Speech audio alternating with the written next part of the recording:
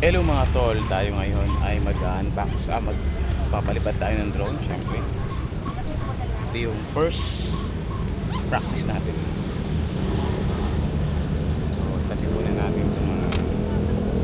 So, kunin muna natin ito. Ito kasi, paano ba ito? Ito kasi mga tol, ang unang-unang gagawin mo kapag magpapalipad ka, tatanggalin mo ito. Kasi nandito yung camera, umiikot kasi siya, masisira kapag hindi tinanggal yung cover. Ito naman, protection habang hindi mo ginagamit. So, tanggalin natin. Ayan. Ayan mga tol, yung camera.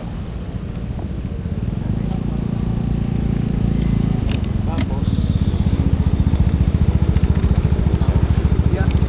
Magkano binili sa ano po, hulugan kasi siya ay inabot ng 35 hulugan. Pero pag nasa 30 lang.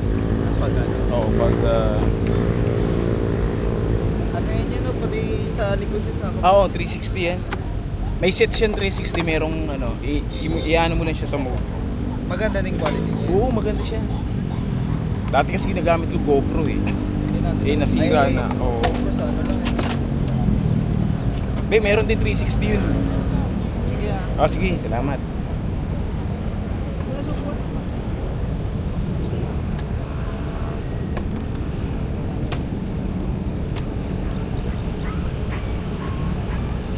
Eto, kailangan ko ikabit ng cellphone.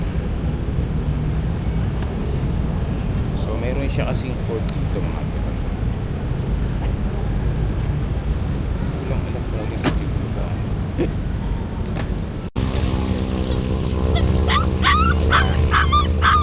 Cancel na siya mga tol. Tapos, ito ikukulit. Yan. Then, ang mangyayari mga tol,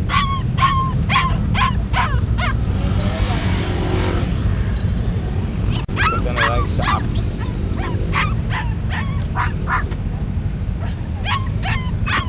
May apps kasi siya. Okay.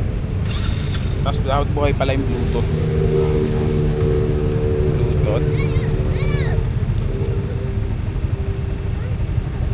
Then